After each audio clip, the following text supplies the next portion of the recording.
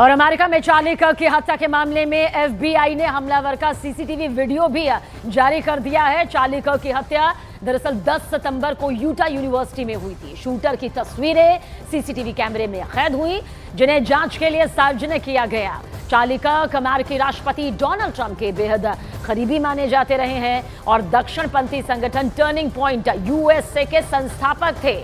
और इस वारदात ने देश के राजनीतिक हिंसा और सुरक्षा के सवालों को एक बार फिर यकीनन सामने लाकर रख दिया।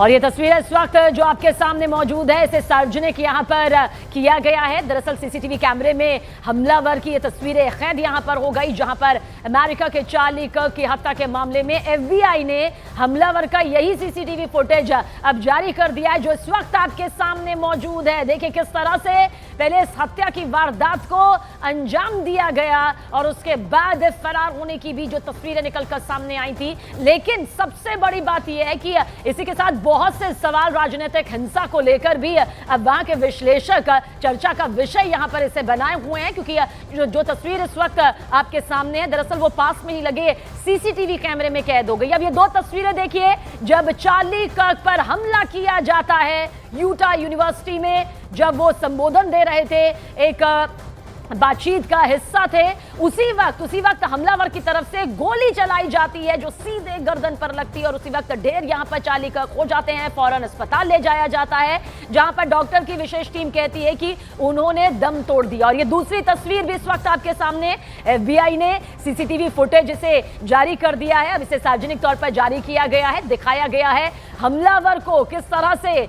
तस्वीर भले ही हमलावर की साफ ना आए, लेकिन भागती हुई दौड़ती हुई ये तस्वीर इस वक्त आपको जरूर नजर आ रही होगी, जो वहां लगे सीसीटीवी कैमरे में कुछ इस तरह से कैद हो चुकी है। यूटा यूनिवर्सिटी जहां पर चार्ली कर्क मौजूद थे, लेकिन इस बीच हमला होता है और चार्ली कर्क मौके पर ही दम तोड़ देते हैं, क्योंकि चीख पुकार मच जाती है, लहूलुहान हो जाते हैं। बहुत ज्यादा खून बहने की वजह से दम तोड़ देते हैं चार्ली कर्क। अमेरिकी राष्ट्रपति डोनाल्ड ट्रंप के बेहद करीबी थे। और इसके अलावा ये भी जानकारी दे दें कि ये जो 3 तस्वीरें इस वक्त आपने देखी हैं, वो ये बता रही है कि किस तरह से अमेरिका की सियासत में जो राजनीतिक हिंसा है वो एक बार फिर से सवालों के दायरे में है, जिसे लेकर अब वहां के राजनीतिक विश्लेषक भी बड़े स्तर पर चर्चा कर रहे हैं।